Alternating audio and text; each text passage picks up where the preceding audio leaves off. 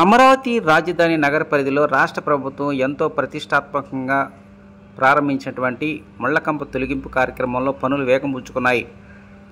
ఈ కార్యక్రమానికి ముందు నిన్న మొన్నటి వరకు ఆ ప్రాంతానికి వెళ్లాలంటేనే రాత్రి కాదు పగలే భయాందోళనకు గురి కావాల్సిన పరిస్థితి ఏర్పడేది. కారణం ఎటు చూసినా కూడా చిట్టడవిని గుర్తు చేస్తూ భారీ స్థాయిలో ముళ్లకంప పెరిగిపోయింది.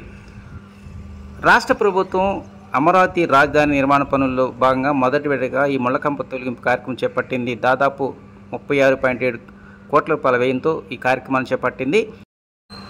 29 గ్రామాల పరిధిలో దాదాపు 25,000 ఎకరాల్లో ముళ్లకంప పెరిగిపోయినట్టు గుర్తించారు.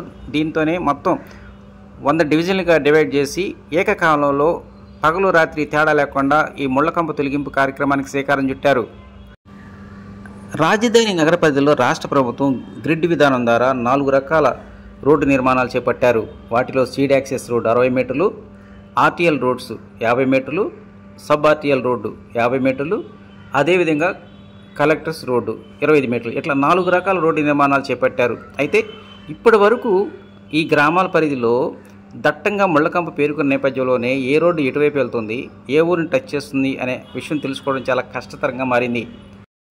నగర పరిధిలోని రాయపూడి, మందడం, లింగాయపాలెం, తాళాయపాలెం, ఐనువోలు, వెలగపూడి ప్రాంతాల్లో గతంలో ఉన్నటువంటి ముళ్లకంప పూర్తిగా తొలగిపోయింది.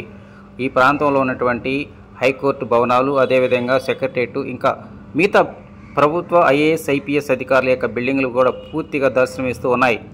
ఈ కార్యక్రమం పూర్తయిన వెంటనే రైతులకు సంబంధించినటువంటి మౌలిక సదుపాయాల కల్పనతో పాటు ఐఐటి నిపుణులు ఇచ్చిన రిపోర్టును బట్టి రాజధాని నిర్మాణ పనుల్లో ముందుకు వెళ్తామని రాష్ట్ర పురపాలక శాఖ మంత్రి పి. నారాయణ ఇప్పటికే ప్రకటించారు.